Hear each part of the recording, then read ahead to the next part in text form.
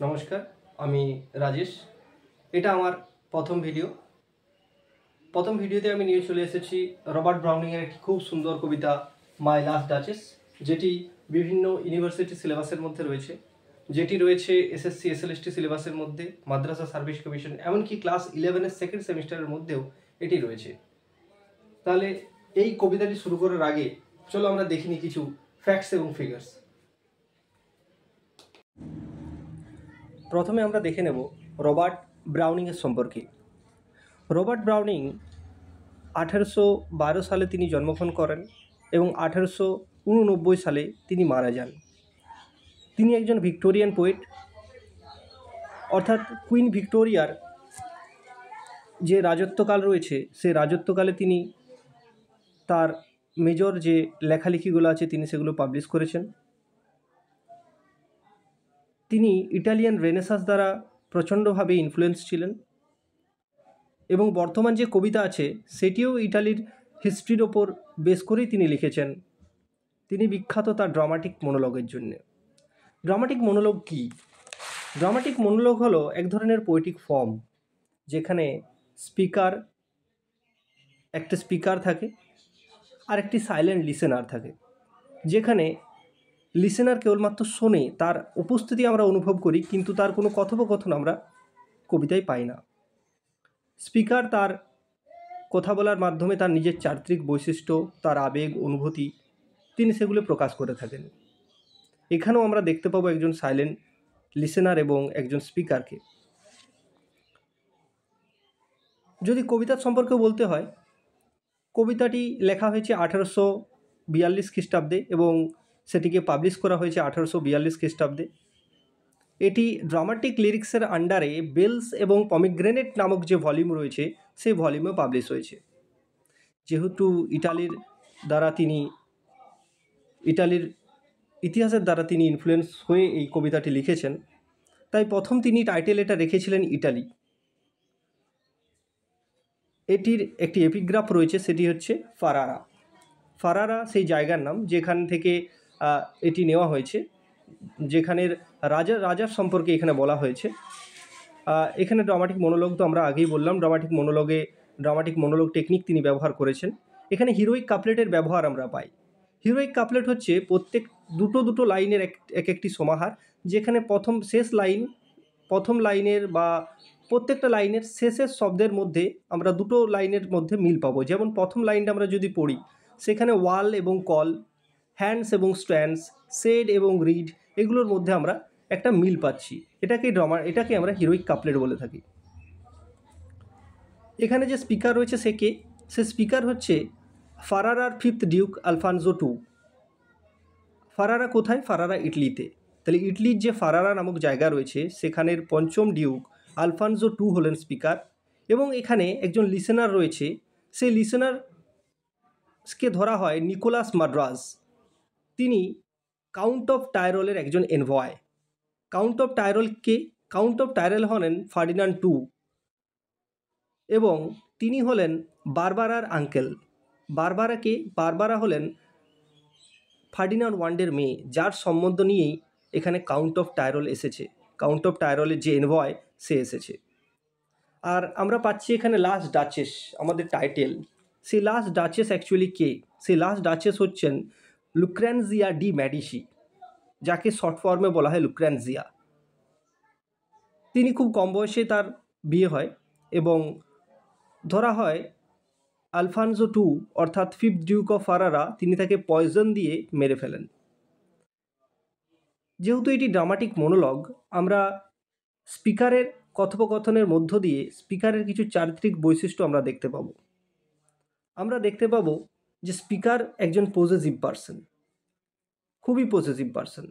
তার মধ্যে প্রচুর জেলাসি রয়েছে, অহংকার রয়েছে, তিনি তার নেচারকে কন্ট্রোল করতে পারেন না। অন্যদিকে লুক্রেনজিয়া, যিনি খুব ছোট্ট একটি মেয়ে, যার খুব কম বয়সে বিয়ে হয়, তিনি সমস্ত জিনিসকেই অ্যাপ্রিসিয়েট করেন, সমস্ত জিনিসের মধ্যে আনন্দ খুঁজে পান, আর সেই জিনিসটি রাজার ঠিক পছন্দ হতো না। সেই জন্যে হয়তো তিনি তার যে হাসি আছে সেই হাসিকে পুরো সারা জীবনের মতো স্টপ করে দিয়েছিলেন তাকে মৃত্যুদণ্ড দেওয়ার মাধ্যমে। এরপর শুরু করা যাক আমাদের কবিতাটি পড়া শুরু করা যাক।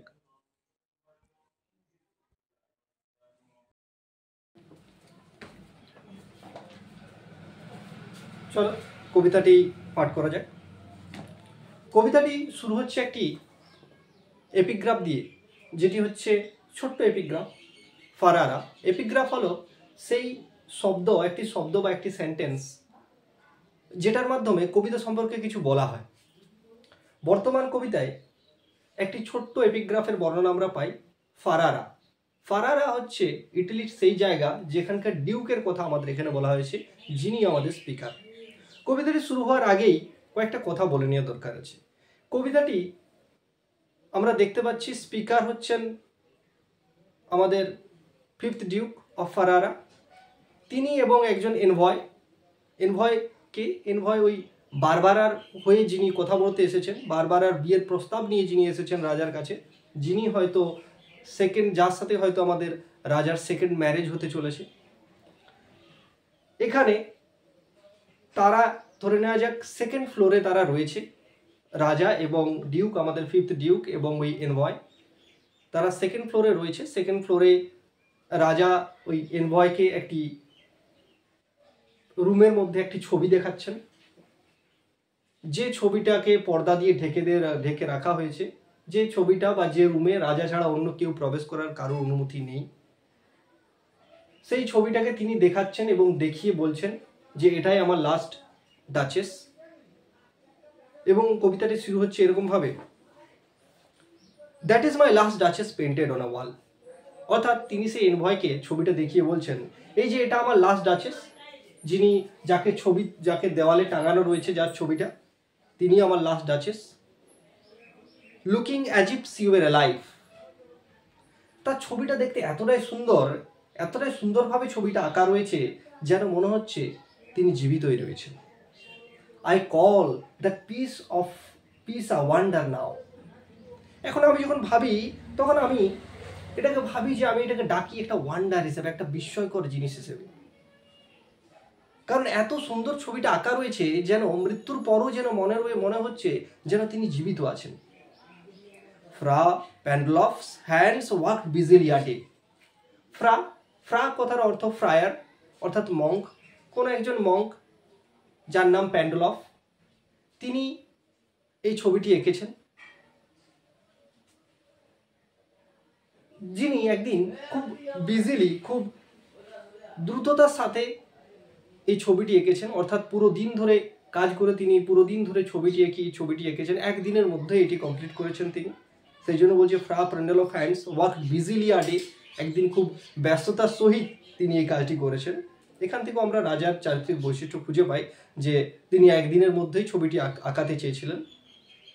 অ্যান্ড দেয়ার সি স্ট্যান্ডস, এবং সেই ছবিটি আঁকার পর এই যে এইখানে দেওয়ালের এখানে তার ছবিটা টাঙানো রয়েছে। Will you please sit and look at her. এবারে রাজা ওই সাইলেন্ট লিসেনারকে বলছে, আপনি কি এই ছবিটা দেখতে চান? আপনি কি একটু বসে এই ছবিটা দেখতে চান? বসুন না, বসে দেখুন। I said Fra Pandolf by design.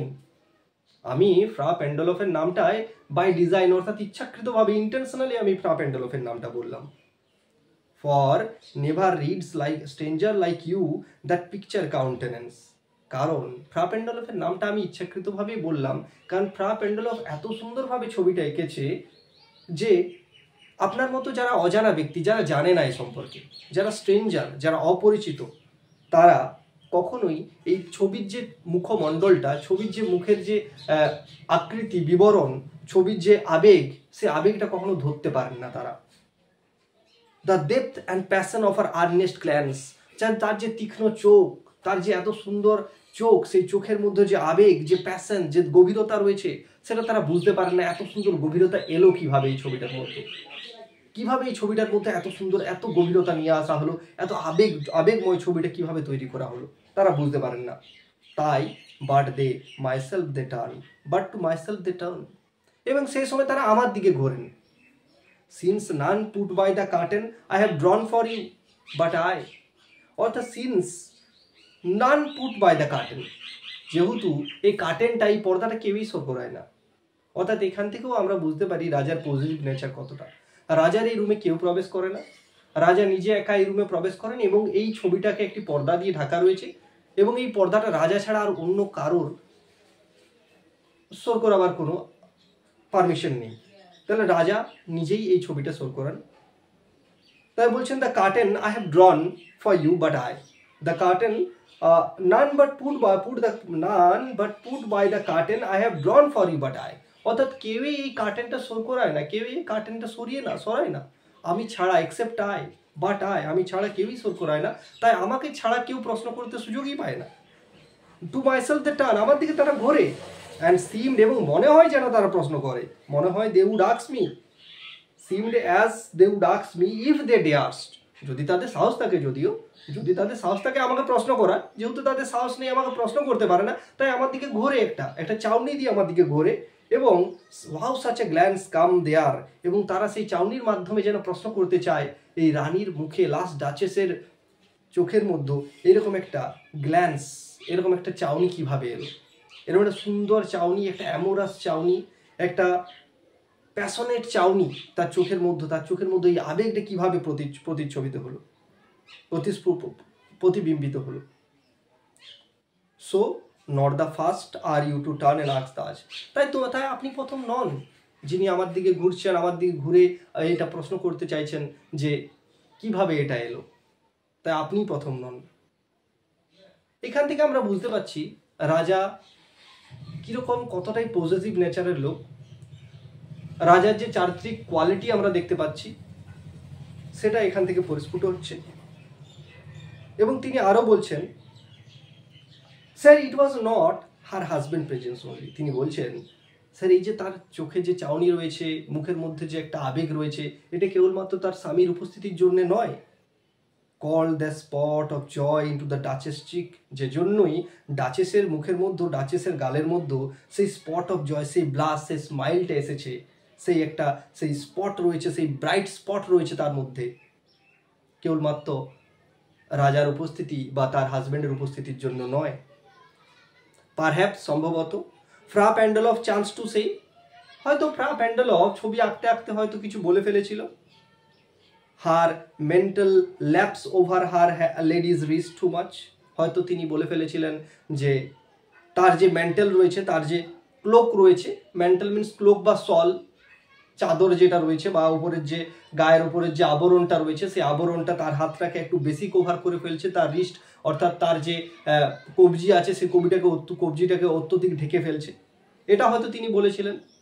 অথবা তিনি এটা বলতে পারেন, or paint much never hope to reproduce the faint half blast that dies along her throat, অথবা তিনি তার প্রশংসা হয়তো বলে ফেলেছিলেন পেন্ট মাচ নেভার হোপ, অর্থাৎ তিনি কখনোই ছবি আঁকতে পারবেন না, তিনি পারবেন না hope to reproduce the faint half blast that dies along her throat, অর্থাৎ তার যে থ্রোটের মধ্যে, অর্থাৎ তার মুখের মধ্যে যে হাসিটা রয়েছে, তার মুখের যে আবরণটা, তার মুখের যে স্ট্রাকচার রয়েছে, সেই স্ট্রাকচারটার অর্ধেকটাও তিনি তার ছবির মধ্যে প্রকাশিত করতে পারবেন না, তিনি এতটাই সুন্দর। হয়তো তিনি এই কমেন্টটা তিনি করেছিলেন। সাচ স্টাফ ওয়াজ কাটসি, আর এই ছোটোখাটো জিনিসগুলোই তার কাছে এক ধরনের একটা কাটসি, এই ছোটোখাটো জিনিসগুলোই তার কাছে একটা civility. And she thought caused enough for calling up that spot of joy, এবং তিনি এটাই ভেবেছিলেন, এটাই তার কাছে কাটসি, এবং এই জন্য এটাই যথেষ্ট তার ওই স্পট অফ জয়টা তার গালের মধ্যে হাসি নিয়ে আসার জন্য, বা তার গালের মধ্যে ওই ব্লাশ নিয়ে আসার জন্য এটাই যথেষ্ট। নমস্কার, বাকি অংশটা আমরা পরের ভিডিওতে দেখব। যদি ভিডিওটি ভালো লেগে থাকে লাইক, শেয়ার এবং সাবস্ক্রাইব করুন, কিউরিয়াস মাইন্ডকে ফলো করুন। নমস্কার।